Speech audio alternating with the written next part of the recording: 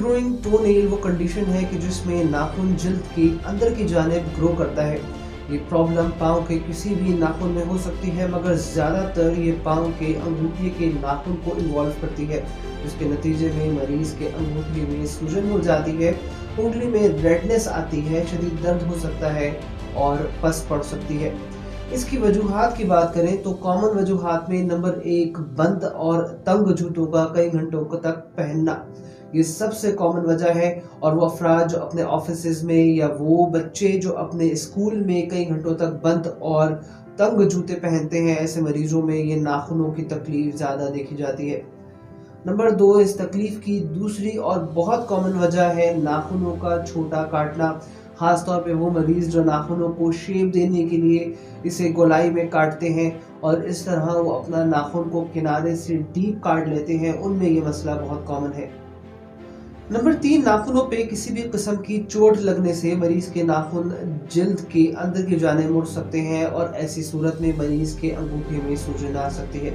Number 4, इसी तरह कुछ मरीजों के नाखून बचपन से ही कुछ टेढ़े होते हैं और उनमें ये खामी होती है कि वो अंदर की तरफ मुड़ सकते हैं। इस कंडीशन की इलाज की बात करें तो चंद घरेलू टोटकों के जरिए और एहतियाती तदाबीर को अपना के इस तकलीफ पे काबू पाया जा सकता है। इन घरेलू टोटकों में नंबर 1, पाँव को गर्म पानी में भिगोना। नंबर 2, एप्पल विनेगर या सिरके में पाँव को भिगोना। नंबर 3, गॉस पीस या कॉटन से ड्रेसिंग करना। नंबर 4, लोकल एंटीबायोटिक्स को एप्लीकेट करना ताकि उससे सूजन खत्म हो जाए।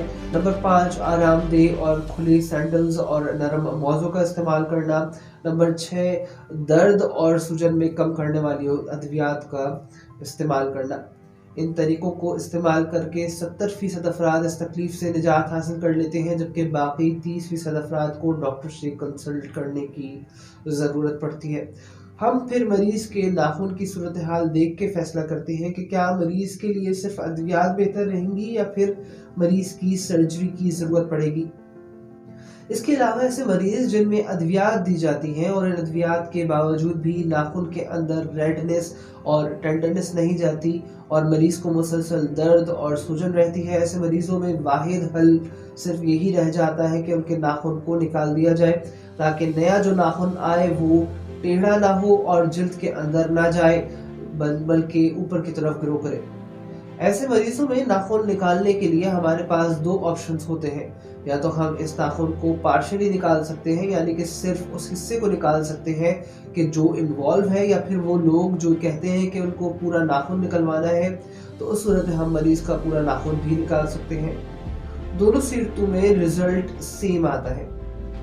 नाखून निकालने के अमल की बात करें तो इस प्रोसीजर में कमोबेश 5 से 10 मिनट लगते हैं, जिसमें सबसे पहले उस उंगली को कि जिसमें मसला है उस पर एक टॉर्निकेट बांध दी जाती है ताकि ब्लीडिंग कम से कम हो और मरीज को दर्द भी कम से कम हो।